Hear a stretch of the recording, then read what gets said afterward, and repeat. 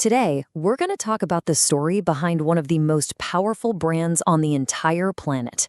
It's a wild tale of risk, revolution, and reinvention, and it's all wrapped up in a single, elegant checkmark. So take a look at this. What does this symbol actually mean to you? For some, it's all about performance. For others, it's controversy. And for millions, it's basically a life philosophy. But how did this simple shape, which was designed for just $35, become a global icon? Well, let's get into it. So here's the game plan. We're going to trace Nike's whole journey from its scrappy underdog beginnings and game-changing breakthroughs to a massive crisis that almost destroyed it, its daring rebirth, and finally, why the swoosh is still so powerful today. Okay, let's kick things off. Our story starts, believe it or not, with a college paper. Back in the early 1960s, the athletic shoe world was completely dominated by German giants, but one student had this crazy idea that was about to change everything. The rise to the top was anything but quick. Phil Knight's idea was to import cheaper, high-quality running shoes from Japan, which led to Blue Ribbon Sports in 1964. For years, it was a total shoestring operation. He was literally selling shoes from the back of his car. It took almost 2 decades of pure hustle before the company, which by then was called Nike, was finally stable enough to go public. And this really captures the reality of it. This was no overnight success. If you read Phil Knight's memoir, the company was just lurching from one financial crisis to the next. They were the definition of underdogs, just fighting for every single dollar to survive. All right, let's jump ahead to the 1980s. This was the decade that saw Nike go from just surviving to starting a revolution. And this whole transformation was driven by 2 absolutely brilliant game-changing moves, a partnership and a simple 3-word slogan. Now, Nike's dominance was not a street lineup. In the mid-80s, you had the whole aerobics craze, and Reebok actually knocked them off the top spot. But Nike's response? It was legendary. A decade later, they weren't just back on top, they had totally left their rivals in the dust. So how'd they do it? They basically bet the farm on a rookie basketball player. Signing Michael Jordan wasn't just another endorsement deal. It was a fundamental shift in how marketing was done. Nike didn't just sell a shoe anymore. They sold the story, the dream, the icon. The Air Jordan line became a massive cultural phenomenon, mixing sport and style in a way nobody had ever seen before. So, they had the star. But they needed a slogan that could capture this new spirit of empowerment. And the origin of that slogan is, no joke, one of the darkest and most surprising stories in the entire history of advertising. Yeah, you heard that right. Ad executive Dan Whedon was looking for a tagline back in 1988, and he remembered the last words of convicted murderer Gary Gilmore right before his execution. Whedon thought the phrase had this stark, undeniable force. So he changed let's to just, pitched it to a very skeptical Phil Knight, and pretty much told him, just trust me on this one.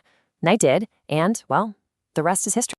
So with a superstar athlete and an iconic slogan, Nike's brand just soared to unbelievable heights. But right at its peak in the 1990s, that whole carefully built image was about to come crashing down hard.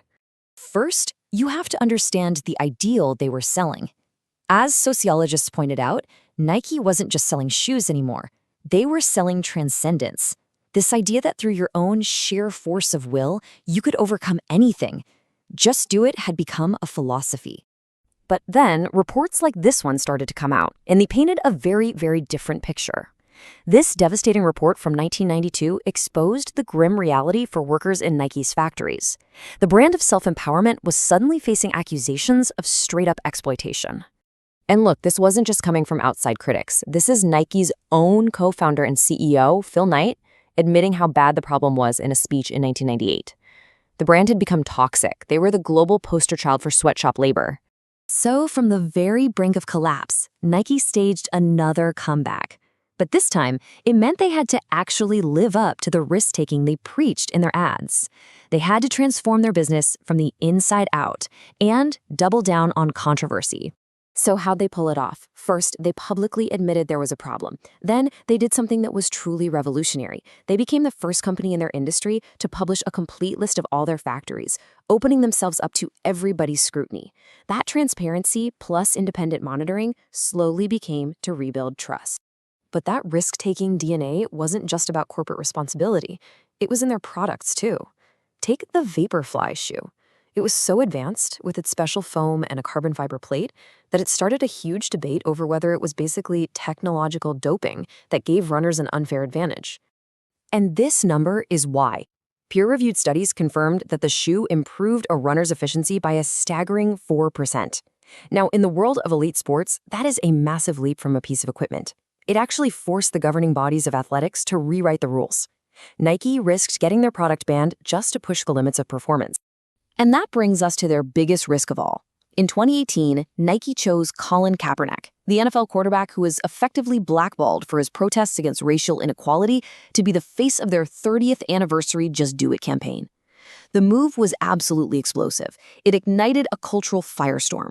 And while you saw all those videos of people burning their shoes, the actual impact was a lot more complex.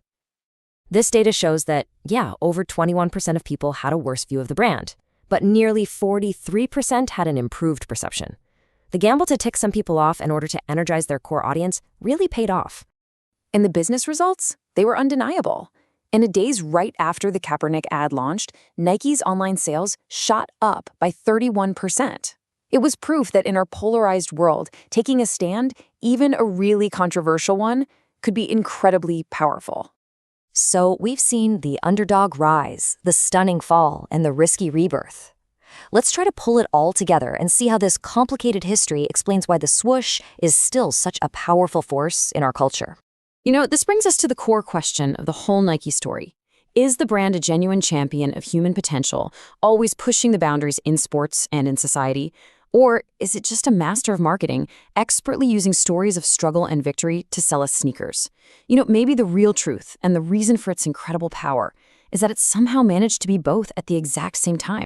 This is really just the beginning of the conversation. If you want to explore the ongoing controversies, the ethical debates, and do a deeper dive into their most iconic products, check out our full Nike series, The Debate, The Critique, and The Deep Dive, right here on WhyItTV.